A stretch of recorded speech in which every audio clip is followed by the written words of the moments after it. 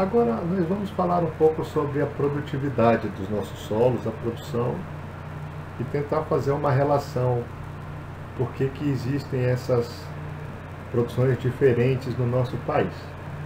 Então eu trago aqui para vocês a produção nacional de soja, registrada no último censo agropecuário aí, de 2017. O que a gente nota aqui?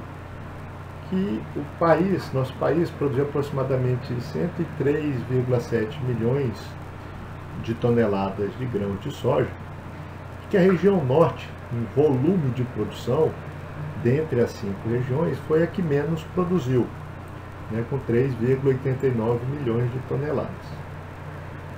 E a gente tem aí que regiões tradicionais, né, como o sul e o centro-oeste, por exemplo, produziram aí 34,5 e 47,5 milhões de toneladas de soja, respectivamente. Essas discrepâncias na produção, apesar de nós termos uma área substancialmente muito maior, elas decorrem de diversos fatores, né? A região sul é uma região pioneira nesse tipo de cultura, né? Essa espécie foi trazida aí há bastante tempo, tentou-se implementá-la no Nordeste, não foi muito bem sucedida, e ela começou a descer para São Paulo, para regiões do Sudeste e regiões do Sul, né? E se destacou muito bem sobremaneira lá no Sul. E agora ela avança no sentido em direção à região Norte, mas até 2017, em termos de volume de produção, a nossa região, apesar de ser uma região extremamente extensa em relação a essas outras aqui, é uma região com um volume muito pequeno para a produção de soja, né? Quando a gente observa a quantidade de propriedades rurais, nós podemos observar que o sul, né, é a região com maior quantidade de propriedades rurais produtoras dessa commodity, produtoras de soja. Então eu tenho diversas propriedades rurais pequenas, tá, em tamanho, pequenas, que trabalham aí na produção de soja. A tecnologia no sul e na região centro-oeste, na região sudeste também, né, ela é empregada com bastante intensidade. Então eu tenho sistemas de produção muito intensivos, né, com material genético de primeira qualidade, com os dimensionamentos adequados para o manejo da irrigação. Eles têm uma limitação que é a redução da temperatura durante o inverno, né, no meio do ano, o que faz com que nem sempre a gente consiga utilizar a irrigação como uma estratégia de suplementação da precipitação pluvial durante esses períodos de estacionalidade, né? Já na região centro-oeste, nós temos uma quantidade pequena de estabelecimentos, são 22 mil estabelecimentos que plantam soja e com um volume muito grande de produção. Então, são propriedades rurais grandes, né, diferentes da região sul. No norte e no nordeste nós temos aproximadamente aí 2.000 propriedades rurais, né, por isso também o volume de produção é pequeno. Uma coisa muito interessante é a gente notar a produtividade da soja. O que é a produtividade? Se eu dividir a produção da área pela quantidade de área em hectares, né, eu tenho aqui a produtividade para a cultura. Então nós podemos notar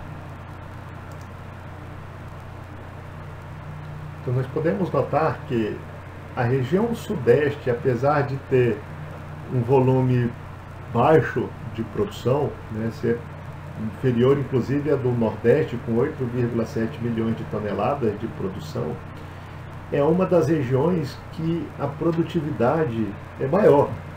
E produtividade é um reflexo muito evidente dessa intensificação, né? Nós temos aí na região sul, que apresenta um volume de produção expressivo, né, de 34 milhões e meio, se não me falha a memória.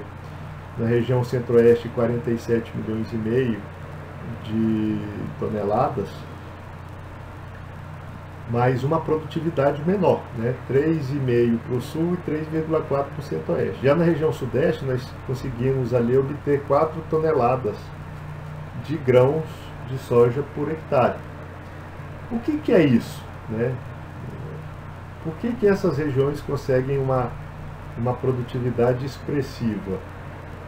São diversos os fatores, né? A região norte ainda apresenta alguma limitação, principalmente de material genético, né? O material que a gente tem utilizado para essa cultura aqui são materiais importados de outros locais, dificultando aí a obtenção de rendimentos mais elevados, né? É possível se obter uma produtividade maior do que nós temos aqui. Não é baixa, tá? 3 toneladas por hectare de grãos é uma produtividade acima da média nacional para essa espécie, tá?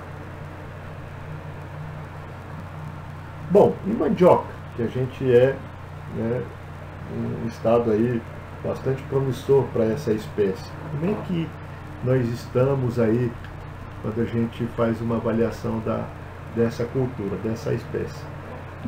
Podemos notar aqui, ó, que a região nordeste, norte e sul, em termos de volume de produção, são as regiões que mais produzem mandioca no Brasil, né?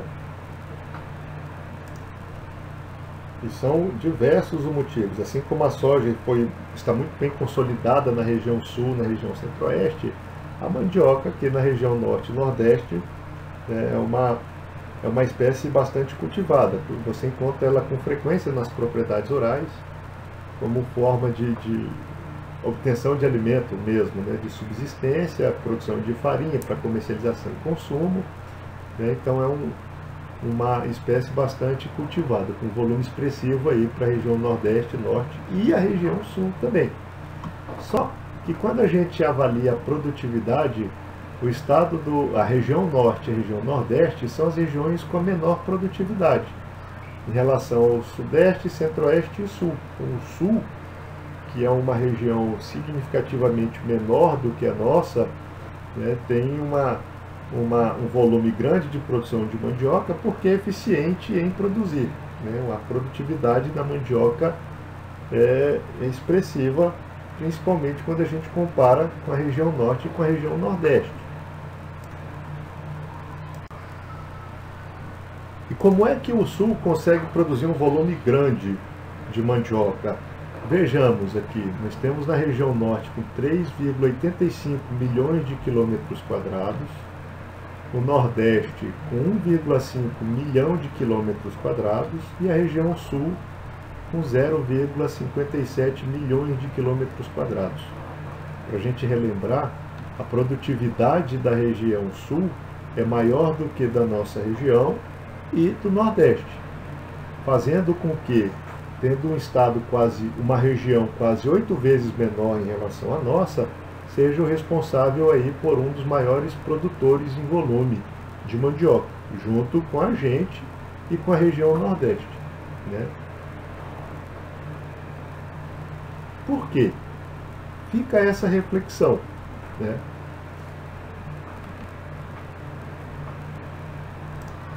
Então nós temos aí novamente uma comparação entre o volume de produção de mandioca e produtividade. As barras azuis são a produção e a linha verde aí representa a produtividade nas regiões. Então nós temos aí na região norte um volume de produção anual de 8,4 milhões de toneladas.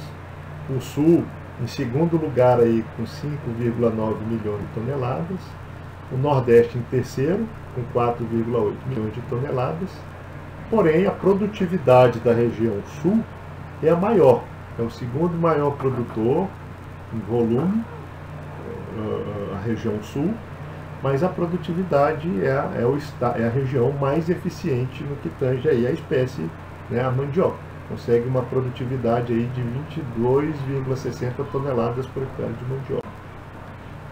As regiões sudeste e centro-oeste alcançam ainda, apesar do baixo volume, provavelmente pela área plantada ser pequena, né, mas mesmo assim uma produtividade maior do que a região norte, que apresenta apenas 15,6% e 15,6 toneladas por hectare, perdão, e 11 toneladas por hectare para a região Nordeste.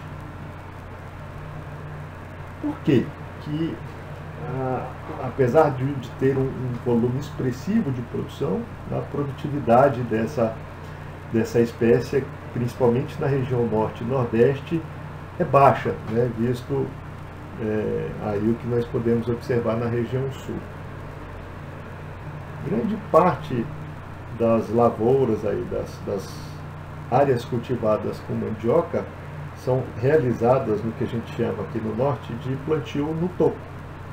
Então, se faz aquela estratégia de preparo de área, né, com o bosqueamento da vegetação secundária, a retirada aí de madeira ou lenha para emprego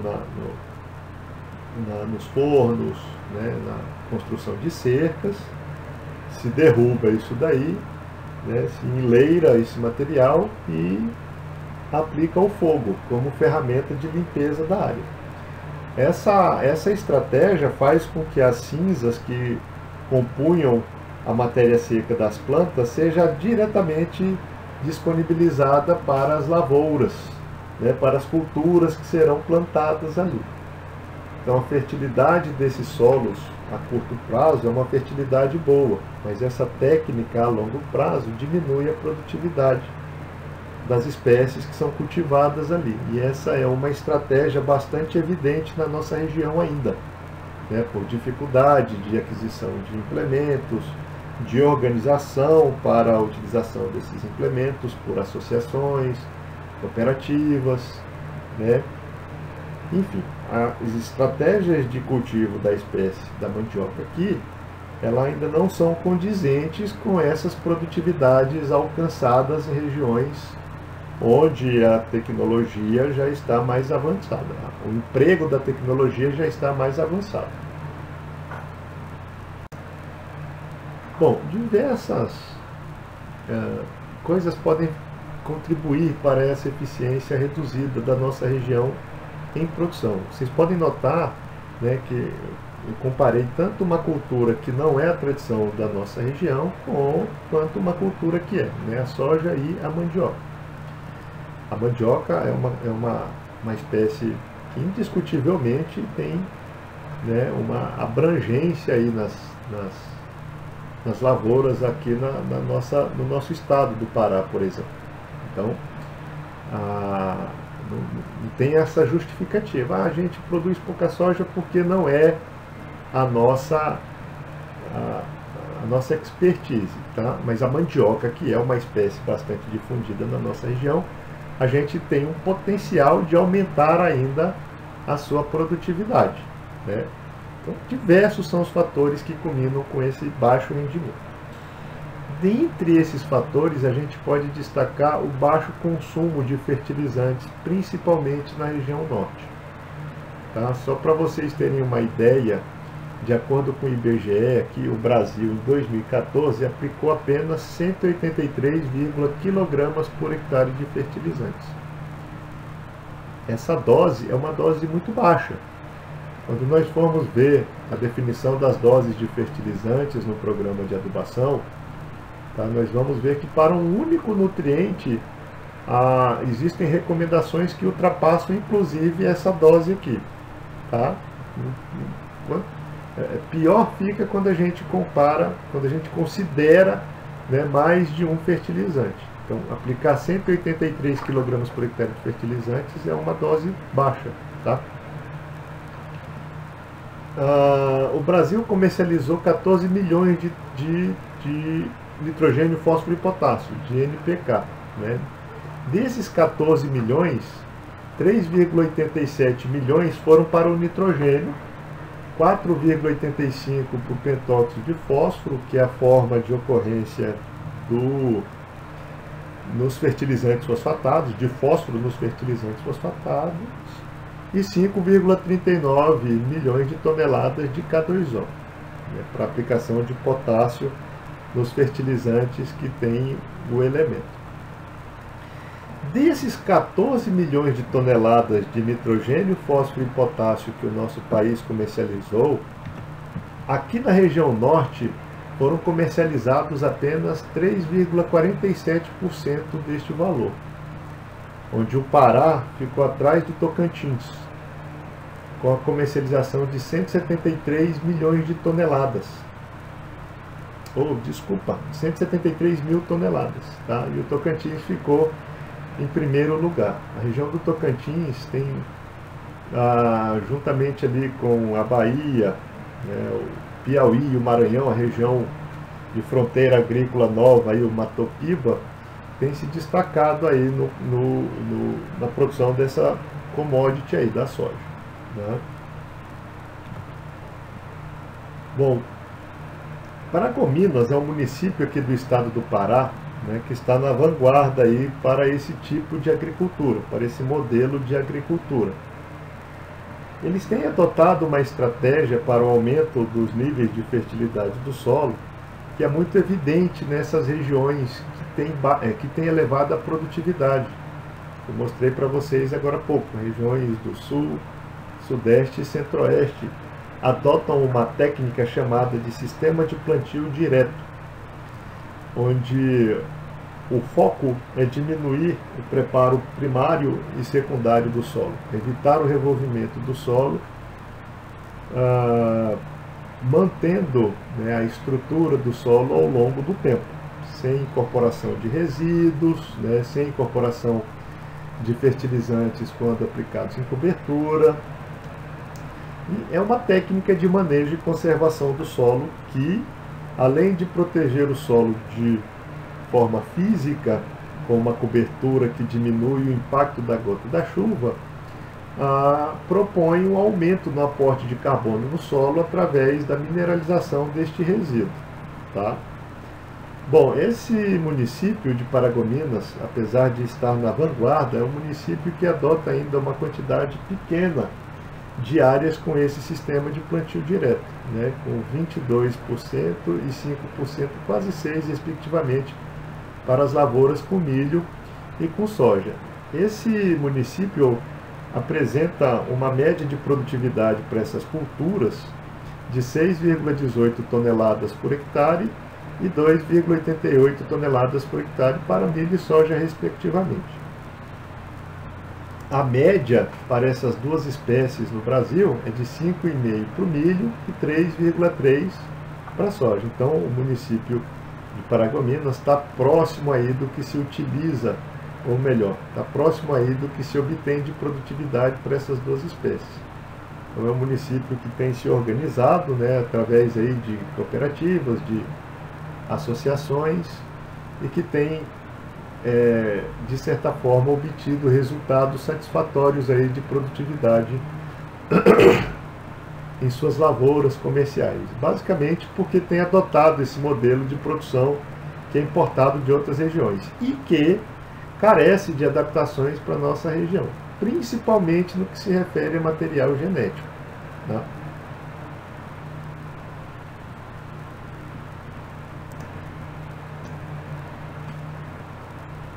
A produção vegetal, ela é afetada por fatores externos e internos. Então, a resposta de uma planta, ela depende da atuação desses fatores. Quem seriam esses fatores? A radiação solar é um fator externo. Então, de que forma que a radiação afeta a produção de uma planta? Afeta o seu crescimento e o seu desenvolvimento. É através da radiação solar que as plantas conseguem obter energia para a transformação de CO2 em açúcares, né? Então, na fotossíntese, nós temos aí que os fótons, esses pacotinhos de energia obtidos através da energia luminosa, têm essa capacidade de prover no metabolismo celular energia para essa conversão. Além disso, a radiação, ela também exerce uma alteração na temperatura do ambiente, né, promovendo aí uma aceleração no metabolismo celular.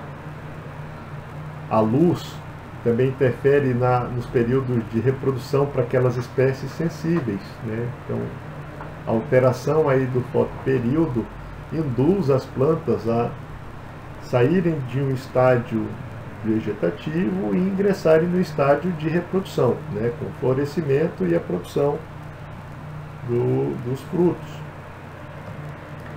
A precipitação, a água também atua aí nessa transformação de energia, né, na redução do dióxido de carbono até açúcares. E a água, ela tem um mecanismo muito importante para a fertilidade, porque a movimentação dos elementos no solo se dá por intermédio da água, né? Seja o mecanismo de difusão, seja o mecanismo de fluxo de massa. Além de que a solubilização desses fertilizantes e de materiais corretivos acontece por intermédio da água. Ela também atua na fotossíntese, né? A gente vai falar um pouquinho mais para frente acerca disso daí também. E a precipitação também seria um fator externo. O solo, que é o objeto de estudo da nossa disciplina, também é um fator externo. Então a produção dessas plantas de sorgo aqui é fortemente dependente do solo. Por quê? É o solo o meio de suporte físico para esta planta e é a partir do solo que essas plantas irão retirar os elementos que são importantes ao seu crescimento e desenvolvimento. Então o solo, de certa forma, né, de uma maneira temporária, ele seria aí o responsável por alimentar as plantas com os elementos ditos essenciais, com os nutrientes.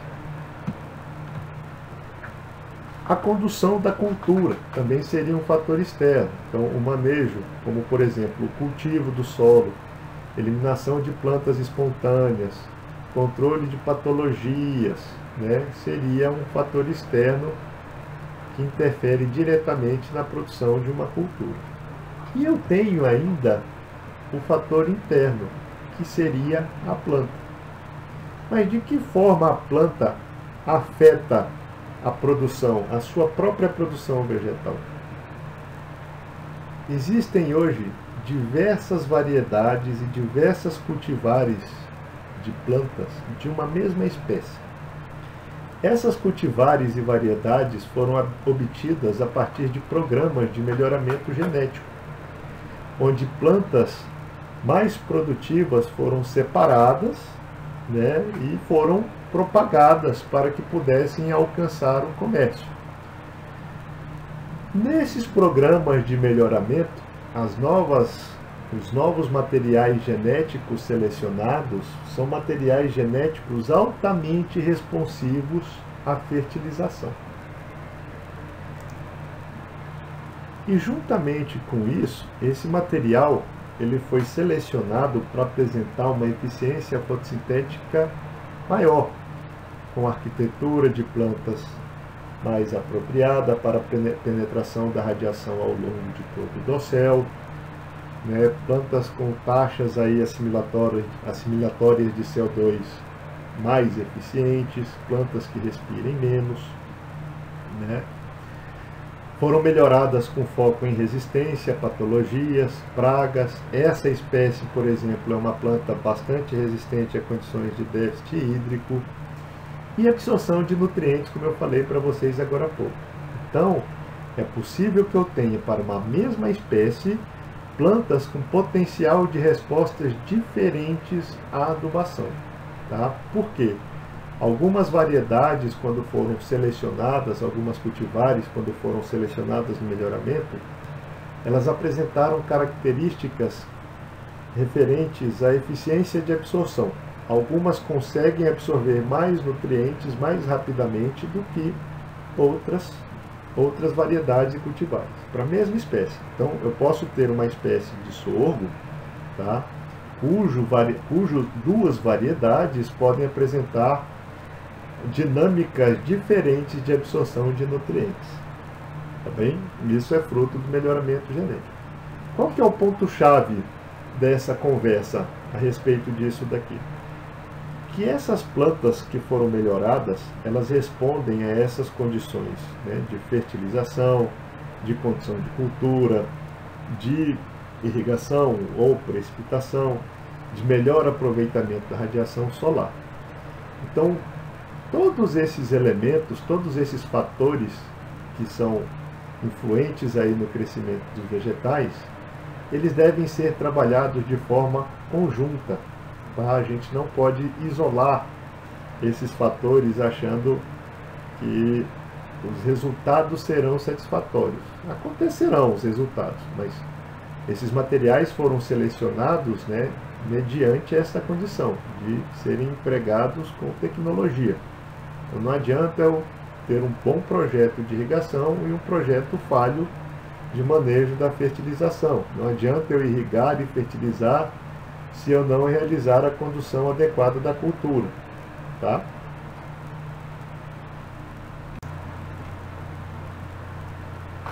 A fertilidade do solo, ela é uma ciência que nos permite compreender como será a resposta das plantas mediante as estratégias de aplicação de fertilizantes. Então, num programa de adubação, a gente considera aonde vai aplicar o fertilizante, quando vai aplicar, que tipo de fertilizante, a dose de fertilizante que será utilizada. Existem limites de resposta das culturas para essas doses. É o que mostra essa figura aqui. Então este é um trabalho onde se comparou a aplicação de doses de fósforo, 4 doses, 0, 60, 120, 240, e uma resposta média em 3 cultivares de um capim, do Coast Cross, o Tifton 85 e o Tifton 68, todos os 3 pertencentes ao gênero Cynodon. O que nós podemos observar como resposta à produção de matéria seca média dos 3 capins aqui? Que à medida em que nós aumentamos a dose do fertilizante fosfatado, houve um aumento de produção de matéria seca até um máximo que aconteceu entre a dose de 120 kg por hectare e 240 kg por hectare. Essa produção de massa seca estaria entre 4.400 e 4.600 kg por hectare de massa seca média dos 3 capins. A partir deste ponto, em direção à dose de 240 kg por hectare, nós podemos observar uma redução na produção de massa seca média dos 3 capins. Por que isso acontece? Porque as doses de fertilizantes, elas são determinadas com base na composição dos vegetais, na sua capacidade de extração dos elementos a partir do solo. Isso acontece de forma equilibrada. Então, as definições das doses, elas são realizadas sabendo que estes nutrientes são absorvidos em quantidades distintas pelas plantas. Não adianta eu aplicar uma dose além do que a planta consegue extrair, por quê? Além dela já estar suprida com esse nutriente, o excesso da aplicação desse fertilizante pode inibir a absorção de outros fertilizantes no solo. Então, a fertilidade do solo, ela é uma ciência que tenta definir essas estratégias de fertilização e que percebe muito bem que essas doses de fertilizantes, elas devem ser empregadas com critério. Ok?